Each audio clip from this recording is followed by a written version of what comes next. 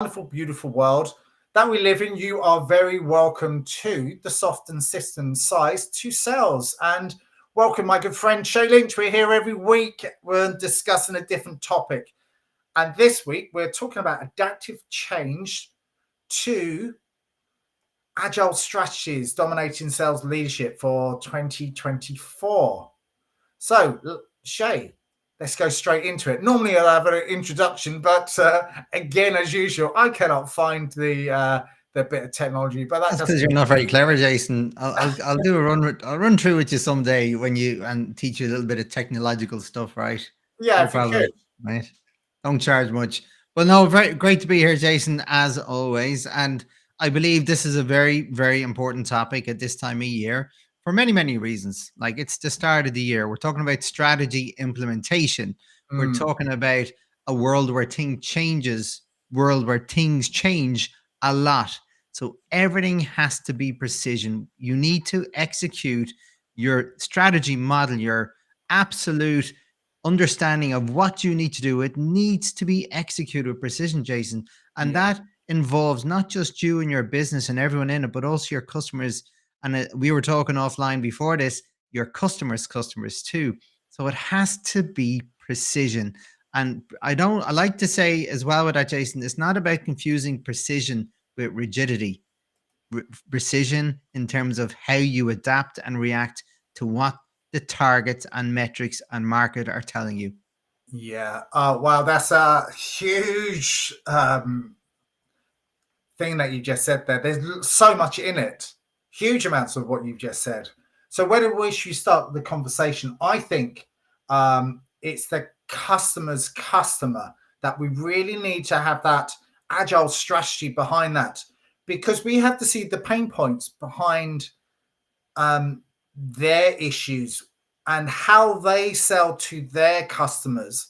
And maybe they're looking at the perspective of, if we go into organizations, maybe as leaders, and really analyze the whole business, how are their customers buying from them? Because once we understand that, then we can work out the strategy back to how they can more effectively work with their clients and with their customers. And as we know, that fluctuates and changes throughout the year.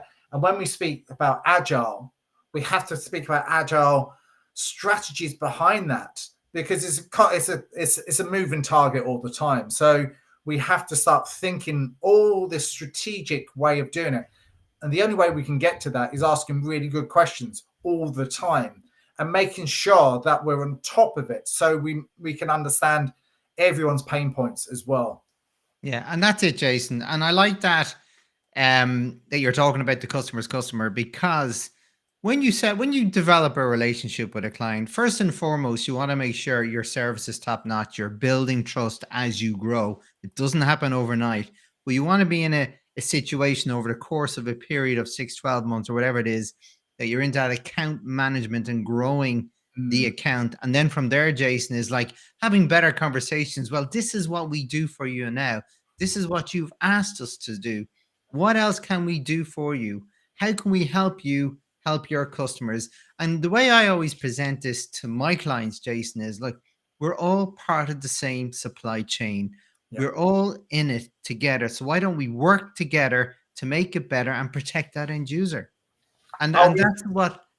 Hey, Oren, how's it going? Welcome, Good. How are you guys greetings. doing? And we're just talking about how you protect your customer's customer. And that this is part of the agile approach to sales leadership in going to that extended enterprise and supply chain model where you're all work together to protect that end user. And I believe that's very, very important, because the world is tough. You want to protect those relationships as best you can. You want to play in your customer's playground so much that even if the competition knocks on the door, they won't open it. They won't entertain it, because you're so valuable. You're their extended arm in their pain relief for their customers.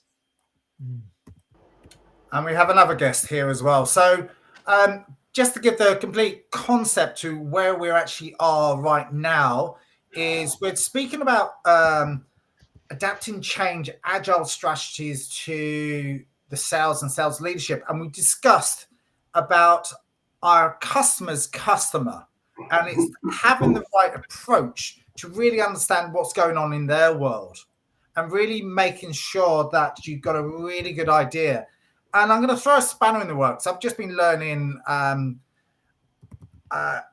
other strategies and methodologies in not consultative selling. It's a more of a direct, aggressive approach, and I'm really on the fence with it as well. Challenger sell, challenger, and look, I'm on the fence with it. So I don't. I read the book and I've learned the strategy, but I think it just works in certain situations, but not all situations. I'm on the fence with it. I think it's a little bit too aggressive in some parts. But do you know what the problem is? Once your buyers recognize it, they get resentful. So if they've read that book, they're going to pick you off in 2 seconds. So I didn't mean to jump in, by the way. No, that's all right. It's kind of to me, it's one of those things where I kind of go, oh man, the world has moved on. You know, I think that on our last chat, I mentioned something about, the need to build business cases, right? If you can't build a business case, then what are you doing in the room? You're in the wrong room. And as far as your customer's customer goes, Jason, I think that you have absolutely killed it. You're so smart. And it comes down to this. So the only way that I could become an insider with the largest retailers and department stores in the world, largest food guys, all the rest of it, I had to go into their stores, and I would walk up to their store managers. And by the way, I would let the head office people know that I was doing it. How about that? And I would walk in and I would say, hi, I know you're busy. I know this is a terrible time and I apologize, but would you walk me around the store and would you give me your bird's eye view of how it is that your customers approach you in a live environment and the things you're doing right now to make that better? Very smart. Yeah, I totally concur. And that's something that I always believe before you do anything else for them. Like, we're in the training, coaching, consulting industry, and that's part and parcel of the process. But our customers should be doing that as well. Is to really understand like the 360 view of where they actually are and what they're actually doing. So you have to understand that. I always like to understand their acronyms as well, in brief. Like, I hate them I hate those, but you have to understand them. But if you want to be an expert in someone else's world, you have to understand them, their terminologies in a way, how they think to a certain degree, but not all of it. But it's just so you can reflect with them and hopefully be in the world. But if you're in a specific industry, you should already know those, maybe those challenges around that. Yoram. So it's interesting. I think you actually are hitting on a major point that people have to remember. When I read the Challenger sale, I was probably less impressed because I've already been trained. I've been fortunate enough to be trained to do that already. I think in essence, it's the same with when you say things and they sound canned and they've heard it before. That's the problem. And like Patrick, if they've read the book, they know what's coming. But the actual thing that's behind it is you're adding value. You are distinguishing yourself from somebody else. So it's the same thing. I once sold briefly, I sold for a company and they sold industry information. And you would sometimes sell this database with a lot of tech and things coming along. Very cool. But they would obviously be selling it to people who may not be experts in this industry. There's people who are functioning in multiple industries and they need to keep that. So one of the things they would do is sometimes pitch into an industry they weren't comfortable with to provide their service. So one of the things we put together was a cheat sheet with questions. And the idea was that you had 6 questions. I said, ask them all, because the chances are they know all 6. They said, what if they know 5 and not the 6th one? I said, can you imagine how good you look when you are going there and you're asking questions that sound like you've done your homework? Then you ask them that question that they haven't even thought about and they should be thinking about. Firstly, by asking the first 5, you're way ahead of the competition. Asking the first 6, but they don't have industry experience, but they're thinking of ways I shouldn't be. Like, wow, I didn't think of that. That's something that we should really be aware of. Or, we're positioned to take advantage of that. That's really interesting. Thank you for that. That is, I think, what the Challenger sale is trying to say, is the fact that they feel, we've spoken about this so many times during 2023, that I think is what you're trying to do. So I think there's another one, the Challenger customer. So yeah, I found it a little canned. I think, like most sales books, you could probably lose the first and last chapter. But the fact that you're getting them to think in a different way. And I've seen this with somebody selling copiers, right? They'd walk in and he showed me what he does, and I was fascinated by this. They have, you have the big copy and the little one, right? Yeah. So he was saying the big copiers, and he sees the little ones on the desks. He said, by the way, I mean, they're good machines. We're a gold dealer, which means we sell buckets. So person will go, that basically means you sell a lot of them. He said, exactly. We're the biggest in the Northeast for those and those. Those little guys cost you about 25 cents to print, whatever it was. This one cost you 3 cents. So really think. And the fact is that it's a little thing, but it's like they may or may not change. Or he'll try and give them advice. He said, when you do this, you're paying for color. Just when you're setting up a document, you can set up in such a way that you just, let's say you've got 5 color sheets out of 36. You're only paying for those 5 color, not the other ones. Because you think you're printing in black and white, but you're not. It's grossly, grossly simplifying. But it's the same thing. You're adding value, right? Or are you doing those? So do those actually in grayscale? You may not even. It'll solve your problem. Like, great. Or have you thought of this? Have you thought of that? He's talking to them about something so mundane, like paper, right? Which we just don't even think about. But he's making them think in a different way. And therefore, they're going to be much more open to him when he comes along and starts, or she comes along, whoever, they start suggesting different ways of setting up their systems. Right. So, and by the way, we also have a whole IT. You can outsource your IT support for us. Yeah. Oh, I've got a guy who comes in and said, no, that's fantastic. But the little bits, and sometimes you have an IT person in the room going, yeah, the bits I hate doing. You've just won over the IT guy. Or alternatively, like you've got so-and-so, yeah, he would be in charge, but he would be in charge of the setup. We would just basically, so they could spend more time on that and doing the more interesting thing. And this IT guy before was like that, I think, is what you're trying to actually do. And I think if you can do that to help because people need to change and they're very concerned and they're not sure, when you've got them thinking differently, or you're asking questions that help them think differently, not just badgering them nonstop. Because I think, as Patrick said, your brain's going to blow up, right? But those little few questions here and there, because you've done your homework, you are in the top league of salespeople you're going to speak to. So it should be this simple. I know sometimes I sound like I oversimplify things. Okay, maybe that's a fault of mine. I think that's a good. Well, I hope so. Patrick, that is actually, I think, one of your biggest strengths, in my humble opinion, for what it's worth. Sorry, didn't mean to interrupt. Well, I just try to boil things down. So it kind of comes down to this. And I was on a podcast yesterday with the guys from Microsoft and an AI company, and it's actually up. If you go into my stream, you can see it. It's still there. It's about an hour. It's these guys were so sharp. But we got talking about just about proposals. All right. So you're sort of talking about the engagement. I'm talking about what does your business case do when you're not there? You see, this is so important. So you're talking about photocopiers. I know more about photocopiers than the average guy who sells them. And you might say, why is that? Because I was Canada's first certified print production practitioner. It takes 2 years to get that designation.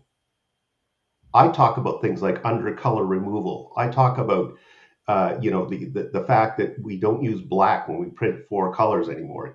It's what they do is they take all the shadow tones out of the 3 base colors to create the 4th color. I won't bore you, but here's the thing. What you have to be able to do is present something in under 8 pages, preferably about 4, and say to the person, please take this home to your husband or your wife. And if you can't explain it to them in very simple language, then you have to come back to me, because there's no way you can sell that internally, because the hardest sale you will ever make in your life is the internal one. Yeah. And I agree, Patrick. And just to reiterate what Joran said about simplicity, I believe, like, I read a lot of sales books, and there's a lot of these NLP strategies, all these things. And like, I often wonder, do people try and overcomplicate a process? And I don't believe sales is easy for 1 second, No, it's right? not. No. And so here it's complicated. It's a so what I like to say about sales is complex. Don't make it complicated because it's already complex. Right there.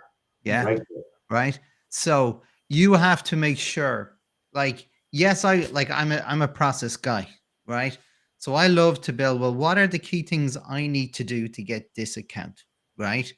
And then I look at the process, all the back end stuff that I need to do to prepare, then to get the actual meeting itself, then in the meeting, the touch points. How do I influence the touch points to ensure I give myself the best chance of that person seeing who I really am and how I can help them, how I can support their goals, And why? and why exactly. And here's the reason why. I, People don't want to talk about this, but I'm going to talk about it. Business breaks regularly. Things go wrong. So just because you sold a good solution doesn't mean that it's so perfect it replicates. Just back to the how many times does a photocopy machine jam a day? Yep. I don't know, 6, 8, 10 times. So here's the thing. Once you sell a product, do you have the courage to do the follow-up to say, all right, there are always issues with using anything that's mechanical. Always. They have to be maintained, they have to be updated, and all the rest of the stuff. Would you please just sit me down and share your frustrations with me so that I can take that away from you? Absolutely. So we're thinking about today, we're talking about adapting to change, agile strategies within sales leadership. So it's a big conversation in itself, because as leaders, we need to make sure that our teams are flexible and agile. I think agile is a big word in itself. And I think we started the conversation off talking about the customers and their pain points. And I think that's a really good place to start. But what else is there that we can actually do? Because that's one area. But it's having those ways and conversations with our team that they're more flexible than ever before. They bounce off each other because everyone's different. Some are more analytical minded. And I think, Shay, you're probably more analytical minded as opposed to me. I'm a little bit more creative mindset in a way, but I think we bounce in and out of these as well. But how do we orchestrate that as the conductor, as a leader, to make sure that everyone works in congruence, in line, and they're sharing ideas and they're impactful, but they're adapting to changes that will happen throughout the year. Last year was the tech layoffs, and that made a big difference to the sales pipeline and everything else that impacted that across. But how can we adapt that through uncertainty? Because certain things do happen. We know that COVID and everything else, I hope we've long gone out of that, but this year there might be other things, but we have to sort of weave around it. But how do we do that as a team to make sure that we're ahead of the game and we're highly flexible, but we're highly educated in really understanding the market and the market trends? Where do we need to navigate through that? Like, Jason, this, I believe, is the magic bullet when it comes to sales teams, right? Because I've supported many sales teams over the years, and there's a common theme I see where a lot of the actual account managers, the salespeople, are quite individualistic. Yep. They're self-starters, they're great motivators, but they like to work on their own. And trying to get that gel together, I believe, is the first thing that needs to be done by any sales leader, is to get them to gel together and share information, share what's working so everybody can thrive and create that synergy between them. Because if I tell you something, Jason, that worked for me in a sale, and then you use it, it helps you, then you're going to reciprocate, right? And to get that reciprocation, number one, for me, is always the big one.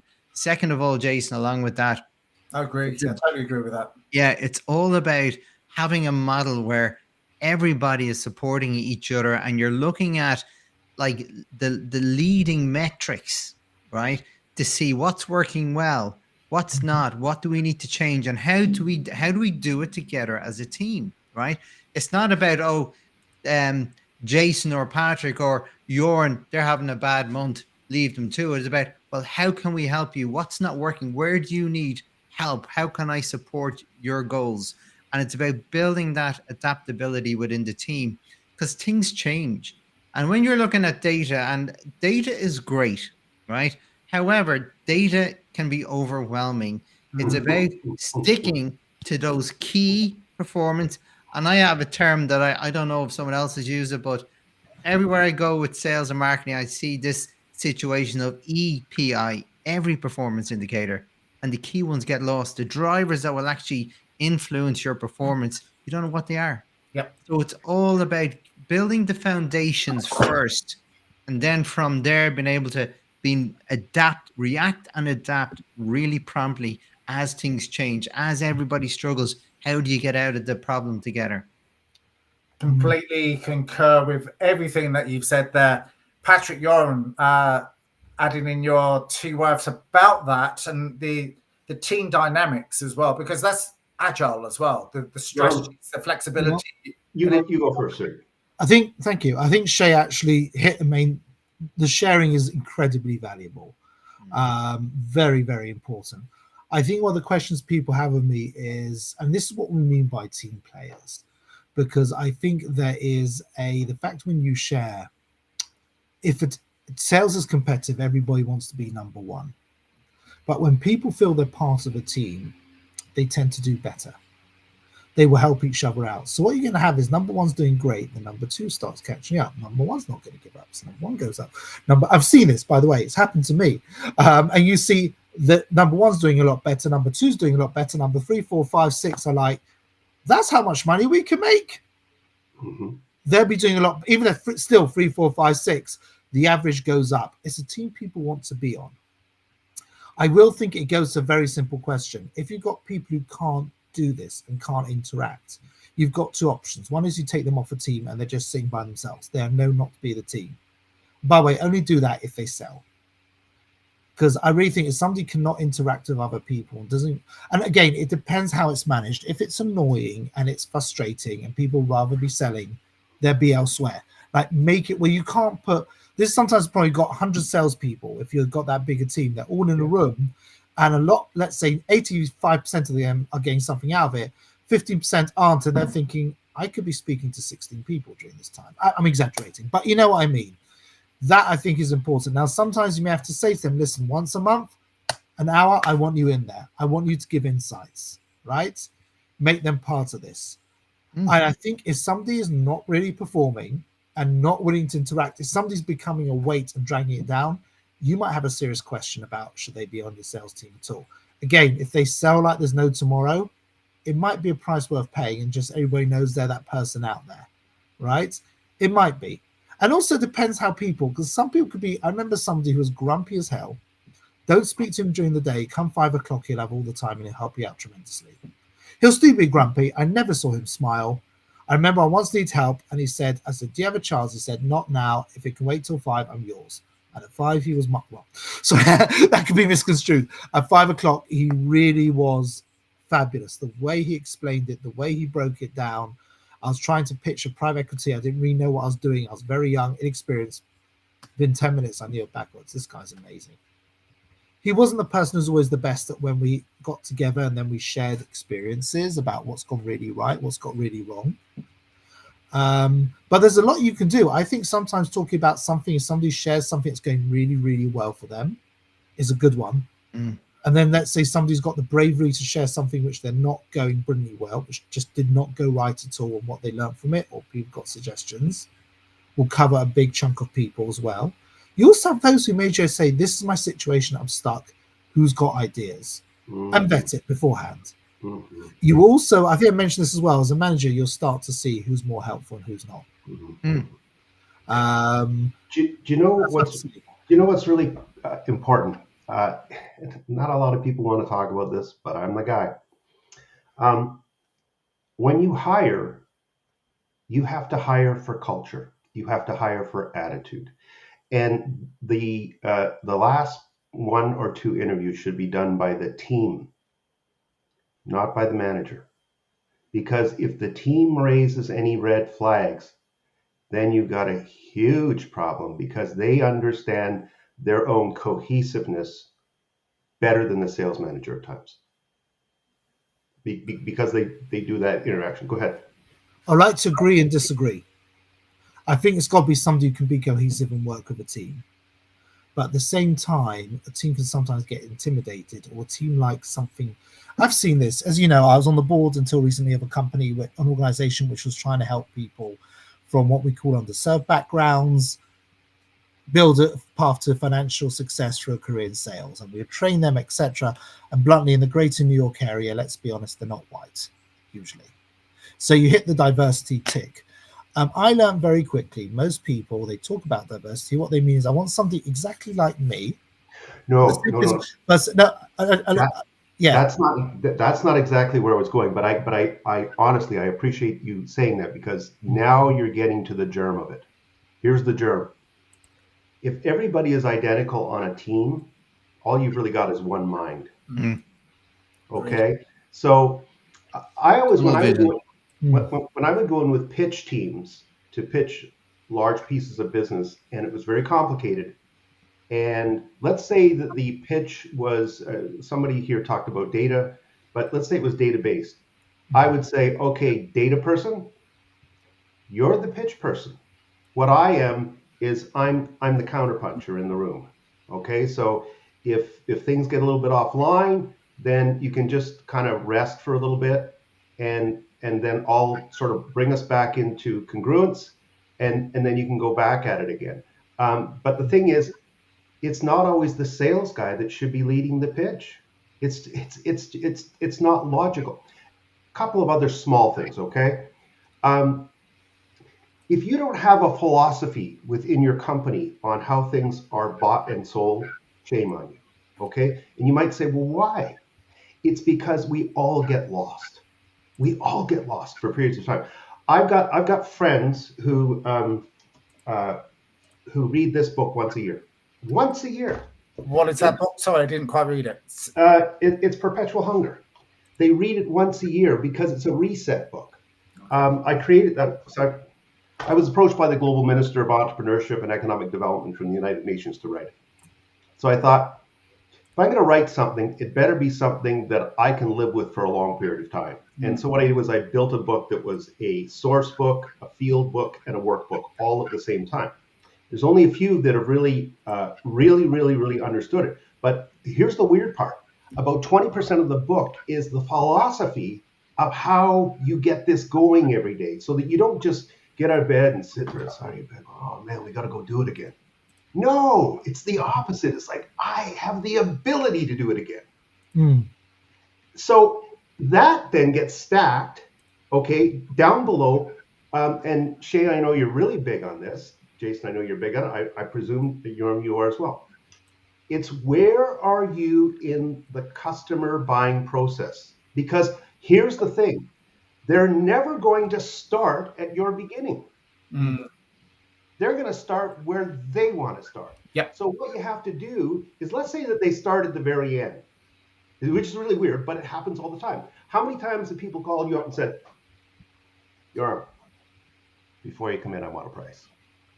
I'm just saying. So the challenge is, well, you haven't answered my 6 questions. I know, but I gotta, the only way you get in the building is if I get to talk to my executive team to say this is approximately what it's going to cost, and then we'll let you know whether we've got the budget. So I've had an interesting conversation very recently. One of the hardest things to get these days is to get somebody to tell you when their planning starts. It's really hard. I had a guy who was sitting there talking to me one day, and he's going, you know what, Pat? He says, you're into some really cool stuff. And he just said, I don't normally share this, but here's when our planning starts, and I want you to be ready. And by the way, I work with hundreds of companies. Can I just say one thing about that? Sorry, and I'll throw it back to you guys. I think there is a very important point you raised. I think there a couple of things. Number one, I think if you're being asked prices, you've got to give a bit of a range. I used to say, listen, it's not going to be a few hundred, it's not going to be hundreds of thousands either, or millions, whatever it may be. So you set an expectation. Yeah. Now, again, you may have people where they're automatically comparing you, especially if you're selling a product which is a bit different. They like to pay something else which is in the hundreds. You'll get charged in thousands per seat, but it's like a whole different ball game, and it's going to transform your company. They may price you out, and I say, compared to what? That's obviously the big question. I think another point that's for being point, I think you talked about having everybody the same. There's been a big thing, people, and somebody told me this. I've actually heard this. I have this theory where people would say, there's research that when people hire people who've been recommended by existing employees, they stay longer. It may be true, but somebody told me, which something I always suspected, I've heard this, he said he always trusted his top salesperson. He'd never seen me wrong. That's right. And he looked at his team, and they're quite gender-wise, they're diverse. Color-wise, they're diverse. Frankly, they're not all heterosexuals either. Some are gay, some, either way they're open. But he said they're all the same person. He said he literally hit them. They're good, but they're the same person. He said this to his manager. He says to the top salesperson, he said, I was thinking exactly the same thing. I mean, I love every single person here, and we're doing really well, but can we do a bit better? Can we bring somebody in who's a bit more live, whatever it may be. I also think it's very important as well of how you phrase things. I just want to put this very carefully, and something you raise at the beginning when they know it's coming, right? Don't just sound, listen, somebody talked about the feel, fail, found method, right? At the beginning, you can say somebody's just phrased ridiculous objections. Oh, it's too expensive, we'll never get our returns. I understand what you're saying. People always said that at the beginning. If somebody asks you a question and they raise an objection, which you've heard a million times, in the middle of a conversation on the second or third meeting, right? When you're actually having a serious conversation, you said, somebody told me once this, I understand what you're saying. The guy stopped him, said, if you use the feel, felt, sound method, if you use the feel, felt, found method, I'm throwing you out the room. So the feel, felt, found method is not dead, right? What happened was you simply sounded like you didn't care. Right. You sound like you weren't paying attention. But the concept is good. If you've said to him, I understand, you'll not be surprised. I've heard that that's come up before. Before I sort of go into how we're dealt with it, let me be clear on what's actually holding you back. You say this, is there anything else? Or I want to understand what's behind this objection, right? Suddenly it's like, okay, he's overcome it. It's true. It's the same thing. He's come across this. I've overcome it. I'm not the first person to think about this, but I'm focusing on me. And that goes back to the same thing, by the way, about the challenger thing. And I think that's what people do a lot wrong, where we're trying to get them to ask questions of their customers, right?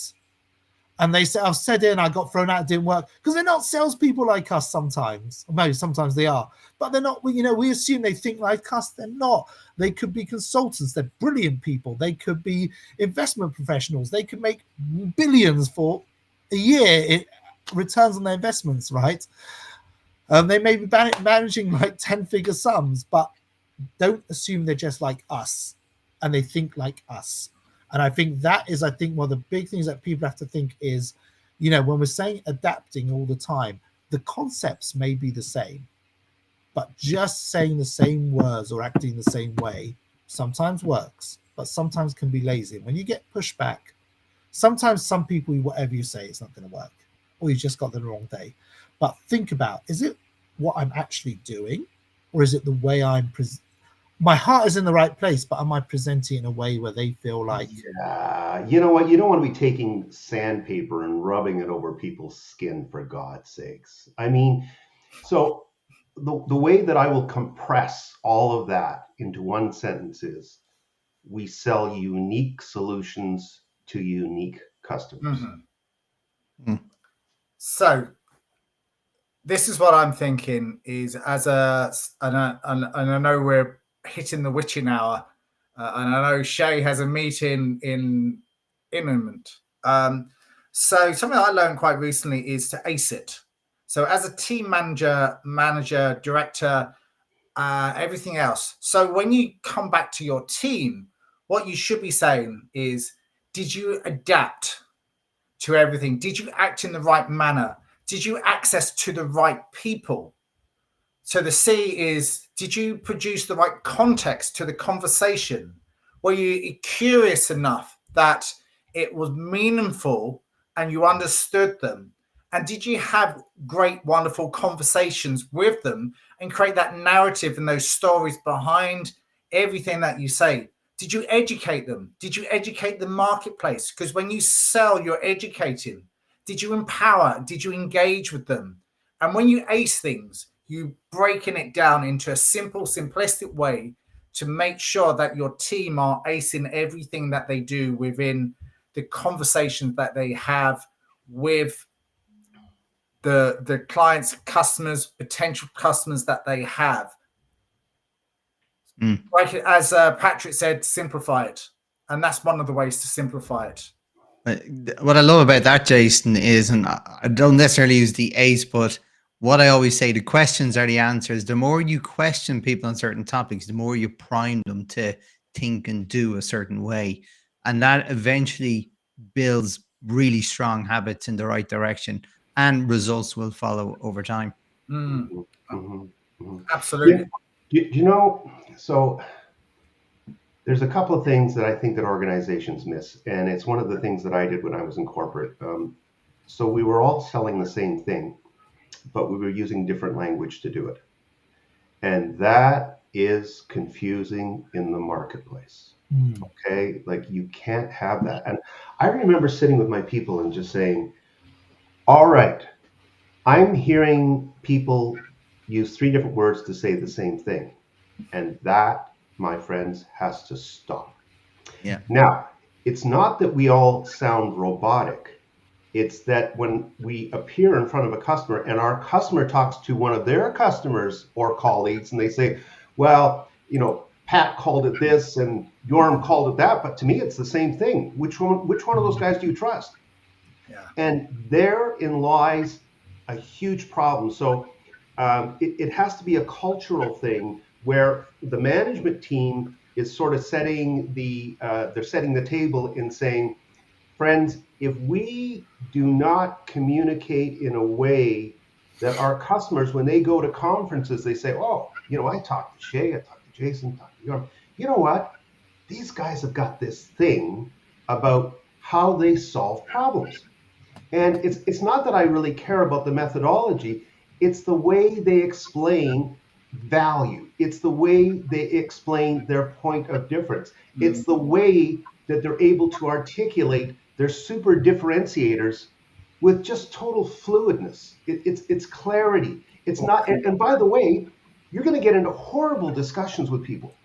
And one of the things that I've learned about the negotiation community, this is fascinating stuff, by the way, is can you stay curious when you're frustrated and angry?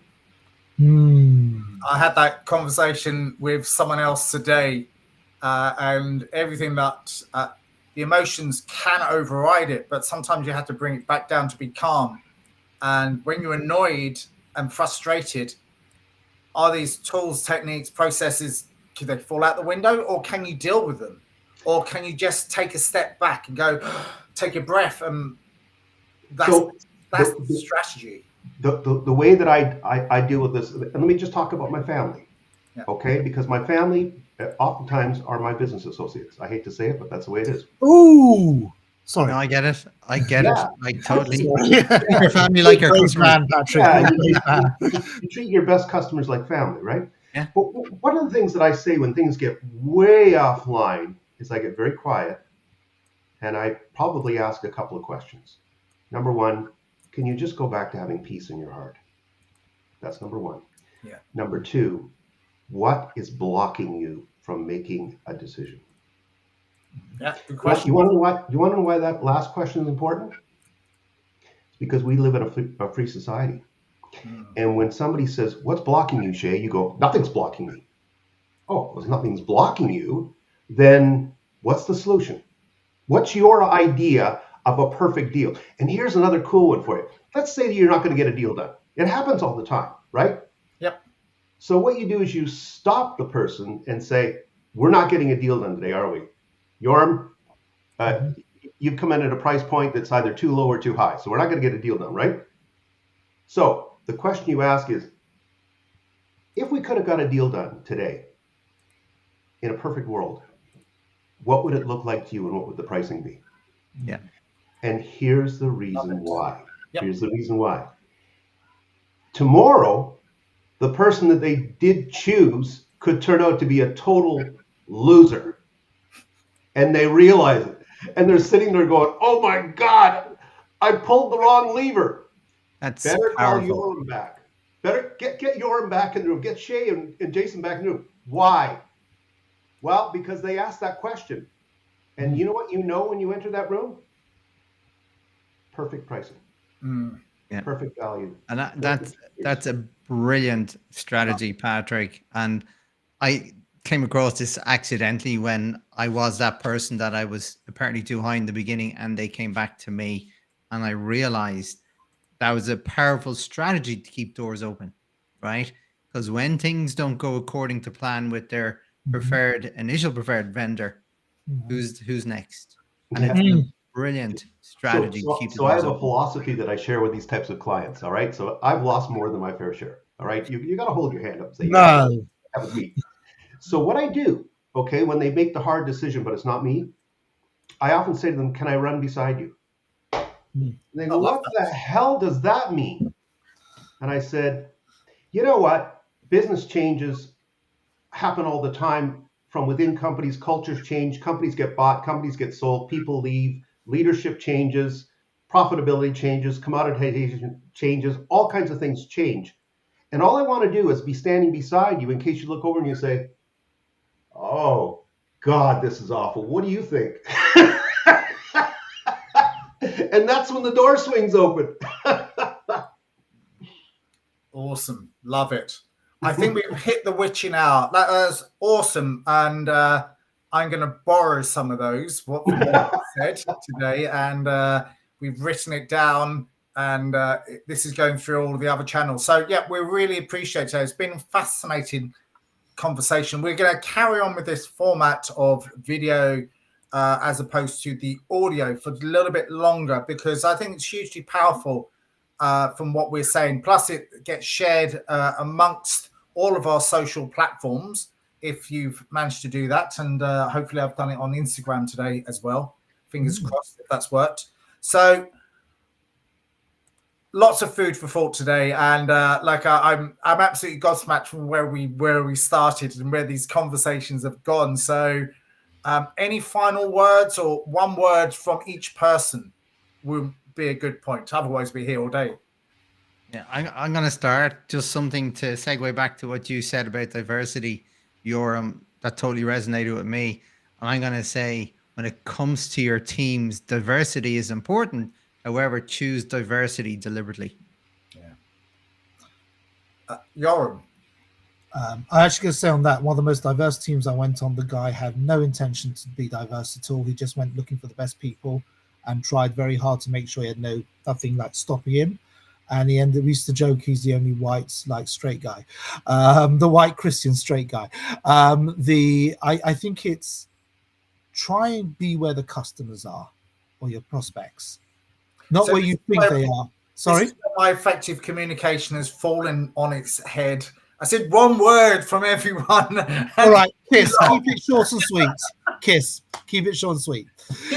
Patrick, I can rely on you. Effective communication and good listening skills here, Patrick.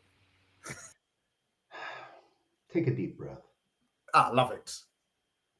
And I'm going to steal one of yours, Patrick, is run alongside you. How can I run alongside you? I love that. I'm going to borrow and steal that. That's excellent. Do you know what you do to effect that? So we all know there's long close sales. We know that, right? So when you do that, what you're asking the customer for is permission to communicate with them on a semi-regular level. Yeah. And it doesn't have to be like this. You could just send them an article here's what I used to do. Okay, I'm boring, but I would pull off articles. I would highlight the pieces that were germane to their industry and them that might not have come up in their executive management's team because the thing is so damn new. I would put it in an envelope and just send it with my business card, and that was it. Awesome. Everyone, have a great day. Make sure it counts. Enjoy the moment. Get Thanks in. a lot, everyone.